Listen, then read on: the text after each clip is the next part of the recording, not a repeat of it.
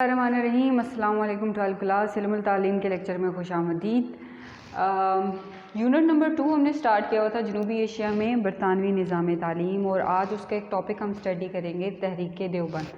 Previous lecture میں ہم نے 2 تحریکوں کا ذکر کیا تھا، تحریک علی گڑھ اور تحریک دیوبند۔ تحریک دیوبند کے بارے میں نے بتایا تھا کہ یہ ایسی تحریک تھی جو کہ بالکل اس بات کی مخالفت کرتی تھی، جس میں کچھ لوگ ایسے مل گئے تھے جن کا یہ نظریہ تھا کہ مسلمانوں کو مغربی جو تعلیم ہے وہ بالکل بھی حاصل نہیں کرنی چاہیے، کیونکہ اس سے کیا ہوگا کہ ہمارے جو اسلامی نظریات ہیں، اسلامی رسم و رواج ہیں، وہ بالکل وقت کے ساتھ ساتھ دبکے رہ جائیں گے، اور ہماری آنے والی نسل جو ہے وہ بالکل مغربی افکار کے مطابق ان کی ذیلی غلام ہو کر رہ جائے گی۔ یہ ان کا مین مقصد تھا، جس مقصد کی بنیاد پر انہیں تحریک اٹھانی پڑی۔ اس تحریک کا نام ہے تحریک دیوبند، ٹھیک ہے۔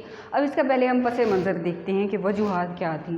اچھا، تو پس منظر اب اس کا کیا ہے کہ نئے نظام تعلیم کا نفاذ ہو گیا، یعنی کہ کیا ہوا کہ مسلمانوں کا جو نظام تعلیم تھا اس کو بالکل مسترد کر دیا گیا۔ مسلمانوں کی جتنے بھی اداروں کے اندر جو اوقاف ان کے پاس سے وہ سارے ضبط کر لیے گئے، اور کیا ہوا، انگریزوں نے اپنا نیا نظام تعلیم جو ہے وہ انٹروڈیوس کروا دیا۔ اب اس سے کیا ہوا کہ ہندوؤں کا فائدہ ہوا۔ ہندوؤں کو کیا فائدہ ہوا کہ انہوں نے ان کی ہی سرپرستی میں رہنا شروع کر دیا، اور ویسے بھی ہندو جب مسلمانوں کی حکومت تھی تو تب بھی ہندو کیا کرتے تھے، مسلمانوں کے خلاف دل میں وہ بغض رکھتے تھے۔ تو اس وجہ سے کیا ہوا، جیسے ہی انگریزوں کی حکومت آئی تو ہندوؤں نے کیا کرنا شروع کر دیا، انگریزوں کی ہی چاپلوسیاں کرنی شروع کر دی، اور کیا کی، ان کے ساتھ ہو گئے اور مسلمانوں کو پیچھے چھوڑ دیا۔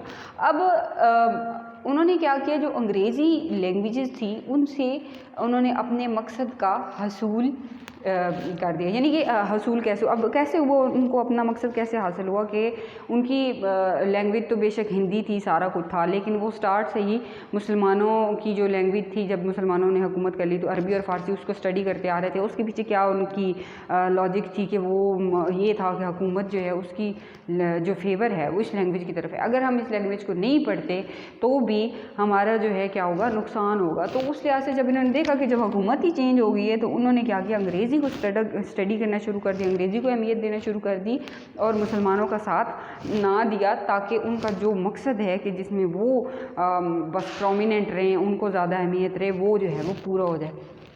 اب اس سے کیا ہوا، جو نیا نظام تعلیم ہوا اس سے کیا ہوا، مسلم تہذیبی اقتدار اور علمی روایات کا وقت کے ساتھ ساتھ خاتمہ ہونا شروع ہو گیا، بلکہ وقت کے ساتھ ساتھ کیا بالکل خاتمہ ہی ہو گیا۔ جیسے ہی انہوں نے وہ ایک رپورٹ تیار کر کے دی کہ مسلمانوں کا جو نظام تعلیم ہے اس کے اندر بہت سارے فالٹس ہیں، ان کو ختم کر کے مغربی نظام تعلیم جو ہے، برطانیہ کا نظام تعلیم، اس کو لایا جائے، ٹھیک ہے۔ تو کیا ہوا کہ مسلمانوں کی تہذیبی اقتدار جو تھا اس کے اندر جو بھی باتیں تھیں سب کچھ وہ ختم ہو گئی۔ علمی روایات، علم کو لے کر مسلمانوں کی جتنی بھی روایات تھیں وہ ساری کیا ہوئی، ختم ہونا شروع ہو گئی، جو نیا نظام تعلیم جو ہے وہ بھائز کیا گیا جب تو۔ اچھا، نئے نظام تعلیم کے اندر کیا ہوا کہ الحاد اور مغرب پرستی۔ اب اس کا مقصد کیا تھا کہ مغرب پرستی کی جائے۔ مغرب پرستی سے مراد یہ ہے کہ بھی برطانیہ چونکہ وہ مغربی ممالک سے تھے، ان کی پرستی سے مراد یہ ہے کہ وہ جیسے کہیں وہ ویسے کرنا، ذہنی طور پر ان کی غلامی کرنا، اور ریالٹی میں بھی ان کا غلام بن کے رہ جانا، وہ جو کہیں وہ کرنا ہے، جو نہیں کہیں وہ نہیں کرنا، اپنا مذہب، اپنی سوچ، وہ سب کچھ ختم کر کے ان کا غلام بن کے رہنا ہے۔ یہ تھا مقصد نئے نظام تعلیم کے اندر، ٹھیک ہے۔ اب اس سے کیا ہوا، ایک اور بات بھی ہوئی کہ جو دینی علوم تھے ان کا تحفظ نہ رہا، یعنی جتنے بھی ہمارے دین کے علوم تھے، تفسیر تھی، قرآن تھا، اور بھی فقہ، حدیث، یہ سارے مضامین جو تھے ہمارے، جو کہ مسلمانوں کے نظام تعلیم کے اندر اسٹڈی کروائے جاتے تھے، ان کا تحفظ نہ رہا، ان کو آہستہ آہستہ رد کرنے لگے۔ یعنی اب دیکھیں، نہ عربی پڑھائی جائے گی نہ ہی فارسی، اس کے اوپر انہوں نے لگا دی پابندی۔ تو جو بکس تھیں مسلمانوں کی تعلیم حاصل کرنے والی، وہ ساری جو بکس تھیں وہ کس لینگویج کے اندر تھی، فارسی کے اندر تھی اور عربی کے اندر تھی۔ اگر یہ 2 زبانیں ہی انہوں نے ختم کر دی ہیں تو وہ کس طرح سے وہ علوم حاصل کریں گے۔ تو اس طرح کیا ہوا کہ نئے نظام تعلیم کی وجہ سے دینی علوم کا تحفظ جو ہے وہ نہ رہا۔ اچھا، پھر ایک اور پوائنٹ ان کے مائنڈ میں آیا کہ جو آئندہ نسل جو ہے ہماری آئے گی، اس کی تربیت مذہب اسلام کے مطابق تو نہیں ہوگی، ان کی تو تربیت مغربی مذہب کے مطابق ہوگی۔ یہ پوائنٹ ان کے مائنڈ میں آیا، اور پھر کیا ہوا، مغربی افکار اور بے دینی سے دوری. اب کیا ہوگا, اپنے بچوں کے اندر مغربی افکار جو ہیں ان کو ختم کرنے کے لیے, اور جو بے دینی آنی تھی, یعنی کہ مسلمان بچے اگر مغربی تعلیم حاصل کرنے لگ جائیں تو ان کے اندر کیا آنا, بے دینی آنی شروع ہو جاتی. وہ عیسائیت مذہب کے جو ہے پیروکار ہونے لگ جاتے ہیں, ان کے اندر کفر و شرک پیدا ہونا شروع ہو گیا تھا مغربی علوم کو حاصل کرنے کے بعد. تو ان چیزوں کو ختم کرنے کے لیے اور مغربی افکار کو ختم کرنے کے لیے انہوں نے کیا کیا, تحریک جو ہے وہ چلانا شروع کی. انہوں نے یہ سوچا کہ ہمارے پاس کوئی ایسا اس مقصد کو پورے کرنے کے لیے کوئی پوائنٹ ہونا چاہیے, کوئی بات ہونی چاہیے کہ جس کو لے کر ہم سارے لوگ جو ہیں وہ مل کر کوئی تحریک اٹھائیں. تو وہ اس سوچ کو جب پھیلایا گیا, ٹھیک ہے, تو اس پہ بہت سارے لوگ جو تھے وہ ایگری تھے. ٹھیک ہے, اب وہ سارے لوگ جو تھے وہ کہاں پر اکٹھے ہوئے, سہارنپور جس کو یو پی کہا جاتا ہے, اس کا ایک قصبہ تھا جس کا نام تھا دیوبند.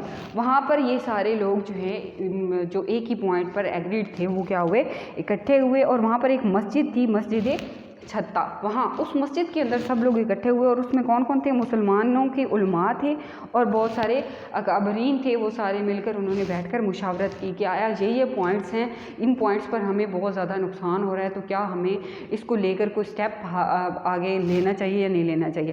اچھا, تو اس کے جو بانی تھے وہ کون تھے, مولانا محمد قاسم نانوتوی رحمۃ اللہ علیہ. اور ان کے ساتھ کون تھے, ان کے جو ہمراہ جتنے بھی علماء تھے وہ سارے اس میں شامل تھے, اور انہوں نے اس تحریک کا آغاز کیا تھا.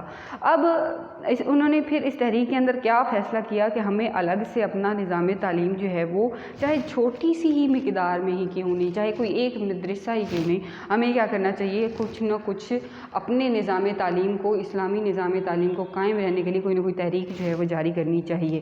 تو اس سے کیا ہوا, انہوں نے ایک سٹیپ لیا کہ جس میں انہوں نے ایک مدرسے کا آغاز کیا. 20 مئی 1866 میں ایک مدرسے کا آغاز ہوا جس کا نام تھا دارالعلوم.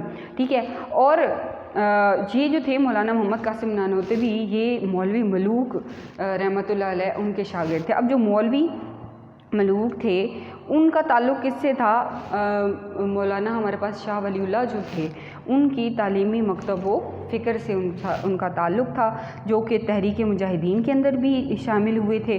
اور تحریک یعنی ہم یہ کہہ سکتے ہیں کہ جو تحریک دیوبند ہے وہ بیسیکلی شاہ ولی اللہ رحمۃ اللہ علیہ کی جو تحریکات کی تعلیمی تحریکیں ان کی ہی لنک سے ہے. یعنی کہ اب دیکھیں, جیسے شاہ ولی اللہ رحمۃ اللہ علیہ ان سے تعلیم حاصل کی کنہوں نے, مولوی مملوک جو ہیں انہوں نے. اب مولوی مملوک جو کے شاگرد کون ہیں, مولانا محمد قاسم نانوتوی. اب ان کی ساری باتیں ان کے اندر ٹرانسفر ہوئی, اور انہوں نے وہ ساری شعور اور وہ جذبہ اور وہ سارا کچھ ان کے اندر ٹرانسفر کر دیا مولانا محمد قاسم نانوتوی میں. تو یہی ایک تسلسل جو ہے وہ نکل چلتا آ رہا ہے.